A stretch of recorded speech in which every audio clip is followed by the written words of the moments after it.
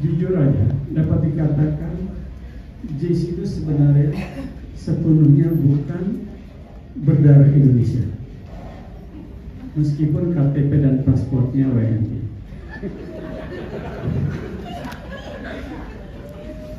Karena dari pihak ibunya Devi, dia adalah blasteran Indo-Belanda. Nenek moyang buyutnya bernama Oma Marie van Blinde, 100% Belanda dengan campuran Yahudi dan Viking dari Skandinavia, yang kawin dengan Bapak Supardi Onggonipuro, calon Raja Sumenep Madura yang tidak bisa dinobatkan sebagai raja karena beliau kawin dengan orang Belanda, yang mana adalah di luar tata cara kerajaan Keraton Sumenep. Tidak heran Jesse memiliki mata agak kebiru-biruan.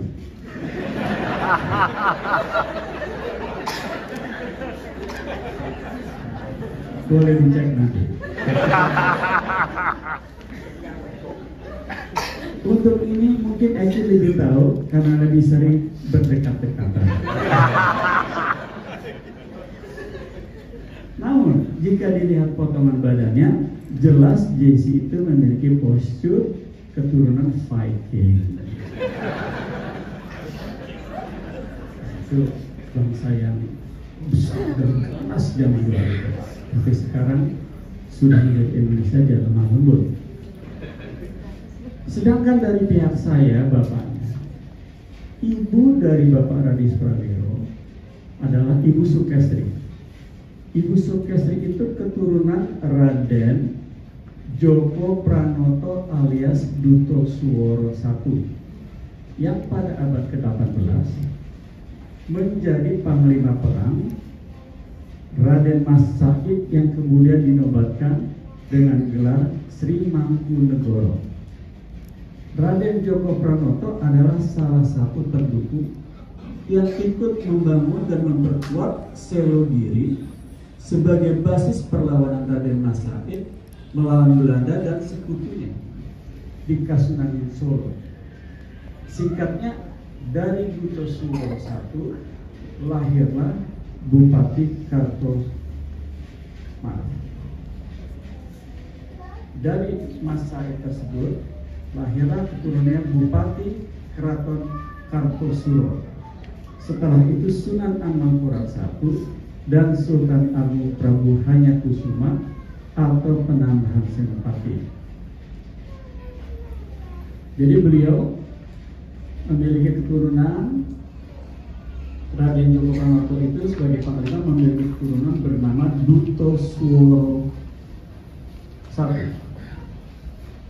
Dan dari Duto Suworo I, keturunannya adalah Raden Duto Suworo II.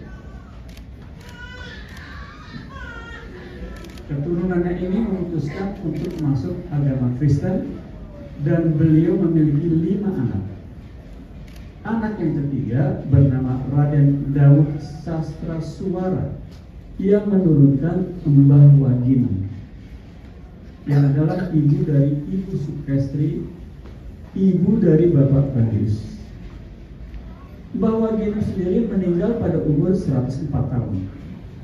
Pekerjaan beliau adalah tukang jamu di pasar Jogja dan sekitarnya, sekaligus menjadi penginjil keliling, walaupun beliau buta huruf. Mbah Wagina pernah berdoa kepada Tuhan Yesus. Ia berkata, Tuhan Yesus, jika Engkau menyelamatkan keturunanku, aku berjanji akan melayani Engkau seluruh hidupku. Suatu perjanjian sakral dan supernatural beberapa ratus tahun yang lalu yang masih berlaku, dan kita bisa lihat garis merahnya sampai hari ini. Tuhan memegang janjinya dia. Selanjutnya adalah ayah dari Bapak Radius, adalah Wiryo Prawiro yang juga keturunan Mataram. Bapak Wiryo Prawiro adalah seorang guru sekolah SMA yang memiliki 11 anak, di mana Bapak Radius adalah anak pertama. kemungkinan besar, hanya dugaan kami, pada waktu itu belum ada KB. Karena tidak mungkin seorang guru SMA memiliki 11 anak. Pengusaha aja sekarang 2 anak kebanyakan. Tapi itu tidak terima dengan lapang dada karena kenyataannya mereka sudah ada.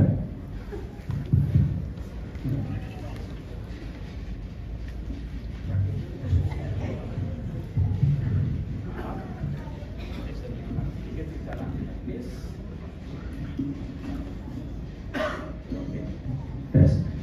Naikin lagi.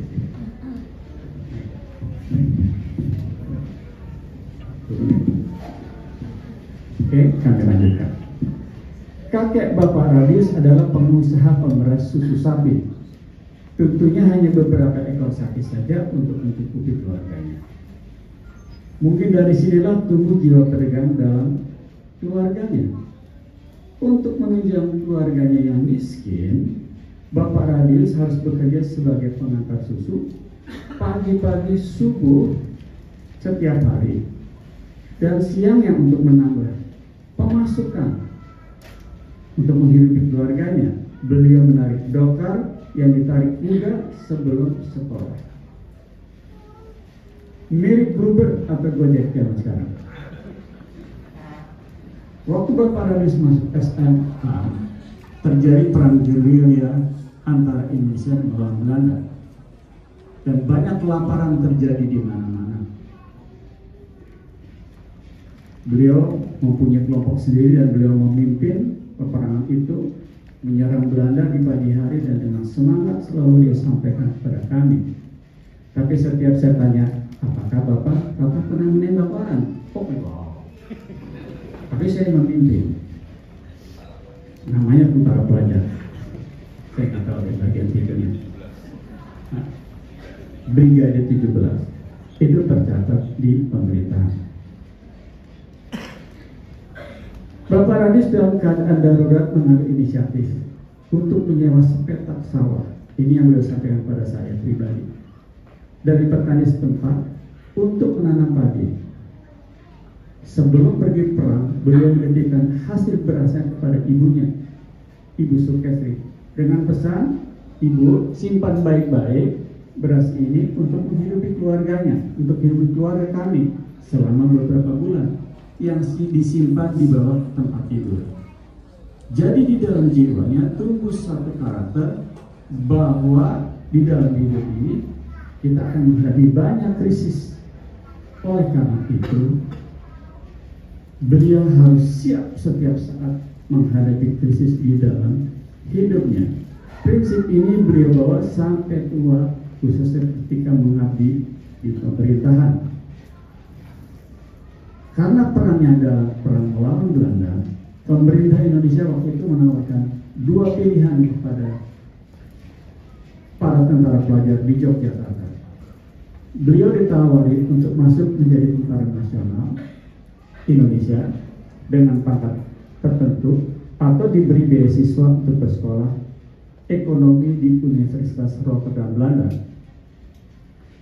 Karena belum ada keputusan, suatu malam beliau berdoa mencari kehendak Tuhan. Beliau berkata dalam doanya, Tuhan, saya minta tanda, jika saya mendapat beasiswa, berarti kehendakmu saya akan berangkat sekolah ke Belanda. Namun jika saya tidak mendapat beasiswa, maka saya memilih untuk menjadi pendeta, karena itu adalah visinya, keinginannya, kerinduannya untuk melayani Tuhan.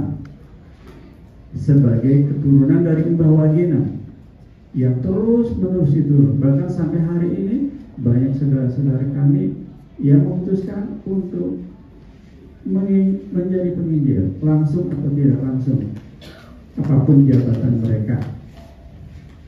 Rupanya Tuhan memiliki rencana khusus untuk Bapak Radius. Dari garis keturunan beragam ini, lahirlah kita semua sampai ke generasi Jesse. Singkat kata, harap diketahui Jesse ini memiliki campuran darah Belanda Yahudi, darah keturunan Keratoran Sumeneb Madura, darah keturunan Mangkunegara Solo, dan Mataram, termasuk keturunan Supit Manado, dan Ibu Leonor istri Radiska, Bapak Radius. Ada juga Ambon sedikit di Ruli, tapi terlalu kecil untuk saya masukin. Ya ada hitam-hitamnya lah gitu.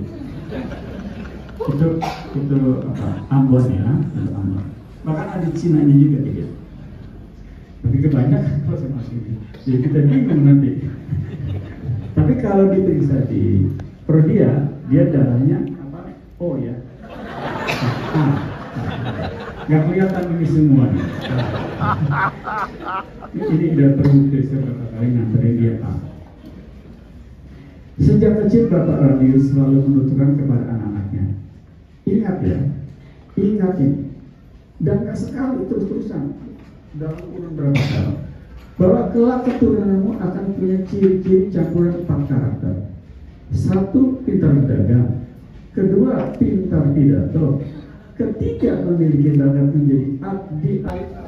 Dalam bayi sekalian, keluarga besar Prawiro, dan kami sangat hormat kepada beliau. Kami tahu siapa Prawiro itu, kami hormat, dan kami sangat berterima kasih atas Bapak Rokar ke acara siang hari ini. Kemudian kami berpanjang-panjang berbicara, mungkin keluarga silakan untuk menyampaikan tujuannya acara kita sore hari ini. Tuhan memberkati kita semuanya. Terima kasih. Shalom. Shalom. Terima kasih kami sampaikan kepada Bapak Jenderal TNI Purnawirawan Amir sendiri. Dan selanjutnya sambutan penyerahan dari calon pengantin pria serta maksud dan tujuan dari pengenalan keluarga calon oleh Bapak Bakti Prof. Hendra Bohiro. Kami persilakan.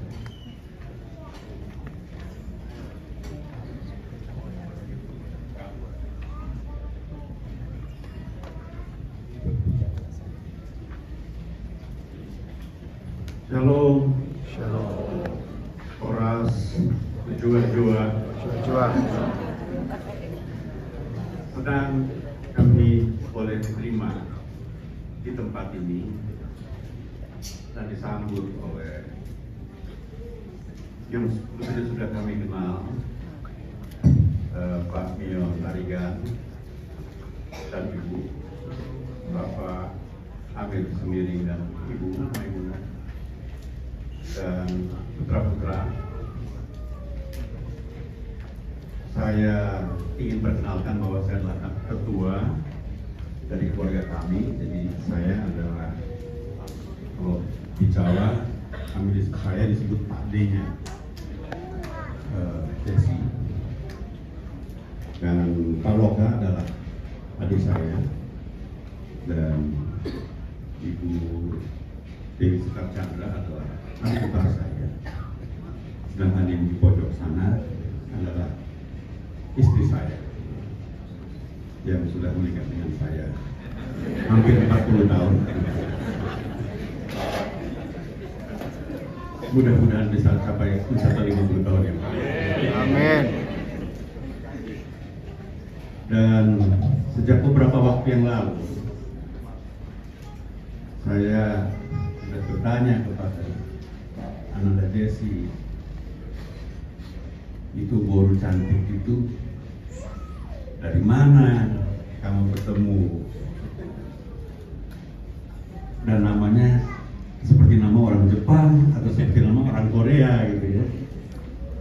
Ternyata dari adalah boru tarigan. Dan memang kata orang-orang, boru-boru marga-marga Karo itu termasuk cantik-cantik di Sumatera Utara. Jadi beruntunglah kamu bisa berkenalan dengan salah satu dari mereka. Dan beberapa waktu yang lalu kami dengar bahwa sudah ada niat yang lebih serius dari Ananda Desi dan Ananda Eki untuk melangkah bersama, bukan lagi hanya sebagai kawan atau komunikasi, akan tetapi sebagai suami istri yang dipersatukan. Baiklah. datang kemari untuk suatu tujuan khusus untuk anak kami Jesse. Seperti kita sudah semua mengetahui bahwa Jesse dan Eki telah menjalin hubungan intim sangat serius hampir 7 tahun.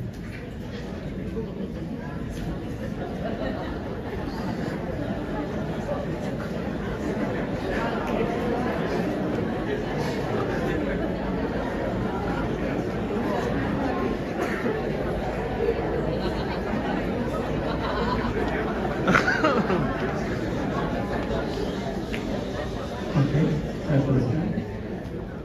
Telah menjalin hubungan intim sangat serius hampir 7 tahun. Dipotong masa COVID, jadi net-netnya kurang lebih 4,5. 2 tahun terakhir ini, Yesus sering saling pada kami bahwa dia dan Eki ingin meningkatkan hubungan mereka ke tahap yang lebih serius dalam suatu ikatan pernikahan kudus. Melalui proses yang berliku dan persiapan matang, akhirnya kami menyetujui permintaan Jesse untuk menikah dengan Eki.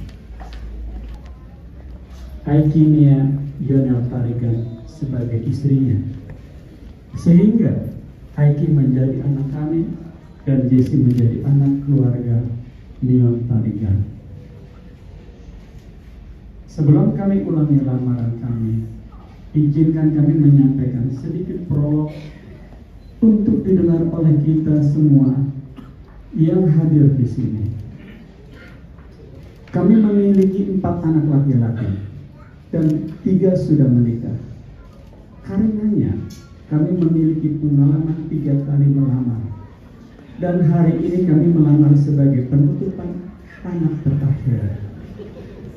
Dalam bahasa Jawa, perkawinan anak laki-laki terakhir disebut tumplak punjen. Begitu khusus acara ini, sehingga kami sempat merenung apa yang harus kami sampaikan kepada keluarga Nion untuk lamaran Jesse. Setelah merenung, saya memutuskan untuk melakukan sesuatu yang agak berbeda dari 3 lamaran 3 kakaknya yang penuh dengan sindrom. Berbeda dengan mereka, saya memutuskan untuk menceritakan latar belakang historis nenek moyang Jesse secara singkat agar kita memiliki bayangan kelak asal-usul anak cucu yang akan mereka lagi luar tata cara kerajaan Keraton Sumenep. Tidak heran Jesse memiliki mata agak kebiru-biruan.